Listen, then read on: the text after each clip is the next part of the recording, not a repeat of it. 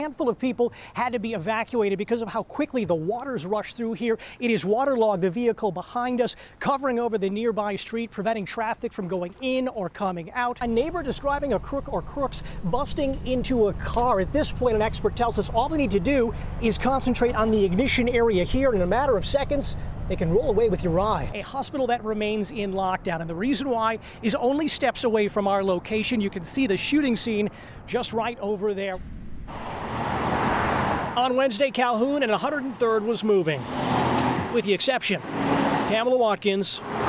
He stopped me for speeding. She had to pull over. It's like, oh man, coming down 103rd. The Chicago firefighter was in uniform, on her way to work, and felt something wasn't right. Separate officer may have felt it too, stopping his squad to talk to her. I didn't get out until the other officer who pulled up alongside of me gave me permission. That's when the officer behind me got out, his hand on his gun. Get in the car, get in the car. You feared for your life? I did. Watkins says the verbal abuse. Get in the car, get back in the car. Turned physical. He's like, this is where the door slammed. He didn't care that your foot was in the way. No, and then he did it a second time. She's wearing bandages rather than a cast. Her heavy work boots lessened the impact. This is what saved. Should this cop be on the streets? No. She would know. For more than 16 years, Watkins was a Chicago police officer who also pulled over cars. I work with some really great police officers. According to the Citizens Police Data Project, the veteran officer in question received at least 17 complaints and was disciplined at least once since 2011. We all are not bad. We all do not condone this behavior. This week, Watkins received a ticket, an injured foot, and word her case is under investigation. IPRA has contacted me. And a spokeswoman for IPRA confirming tonight there is an independent investigation, and that includes a review of video from the stop. Very little stops the wind's icy advance outside this Bronzeville building. You can feel the air blowing in on you. Geneva Taylor says that's also the case inside her basement apartment. And all these clothes I got on and I'm still not warm. She adds there's been no heat or gas here for about 2 months, conditions causing concern and prayer. God, please don't let nothing happen to me and my daughter.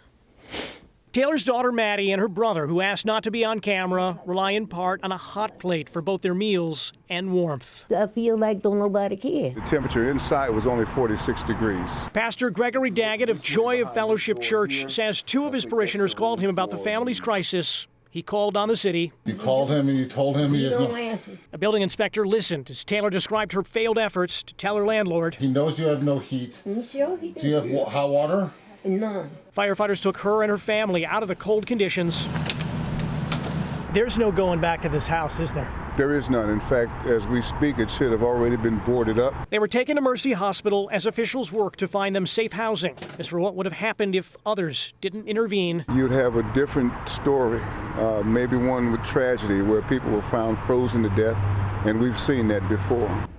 We were also unsuccessful in reaching out to the landlord. As for where the family will be living longer term, that's unclear at this time. The pastor says that he will be working with the city and affiliated groups to find them safe housing. Rescuers offer a lifeline to a 1-year-old quarter horse, but the animal wades deeper into Lake Station floodwaters. He's eventually collared, but far from calm, kicking in fright, shortly after shivering as the cold sets in from spending hours in the water. Rescue crews managed to pull him towards shore, but not out of danger, as for a moment his head dips below water and hearts race well above baseline. It's your babies. It's their, we gotta get out. Is your heart pounding? Heartbreaking. Were you scared that some of these animals wouldn't make it out? Yeah. Daniel Chavez, along with first responders, helped rescue the animals among at least 5 flooded farms. Firefighters estimate about 50 animals were saved from the advancing waters, including dogs, cats, and more than 24 horses. The basement's totally flooded. Jeffrey Robertson isn't sure his brother's nearby home can be saved, describing the water level at Chest high. It's 4 or 5 feet. Yes. He says more than a dozen homes on his block show some kind of property loss, but it is the first responders limiting that loss to things that can be replaced. Fire department is stellar. You think they saved lives today? Yeah, they sure did.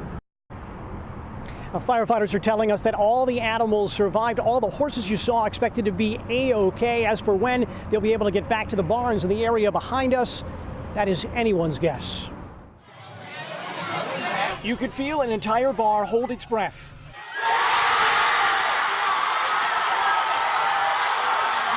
Only to exhale following the final shot in the kind of winning elation not seen near the campus of Loyola in decades. My heart's still pounding out of my chest. It's crazy. We never thought this would ever happen. This is surreal. One of the best fields in the world. Did a miracle happen tonight? Yeah.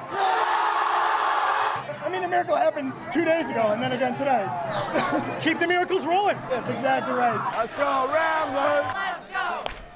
Sophomore Megan De La Cruz and hundreds of her basketball buddies watched school history unfold inside Bar 63. I see a lot of people I know, and I'm glad that they're all here cheering on. Get it, get it. Like, I don't even know anyone, and I'd be like, let's go, you know what I'm saying? It's gonna be X-Spider 2. Schofield ain't gonna do nothing.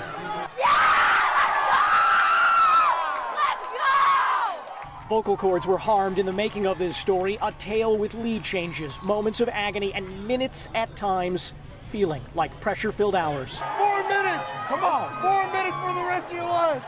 In the end, the Ramblers and adrenaline took over. I think this is what it feels like to be in shock. Exactly. It's amazing. It's Cinderella story. It's crazy. Have you ever felt this kind of energy? No.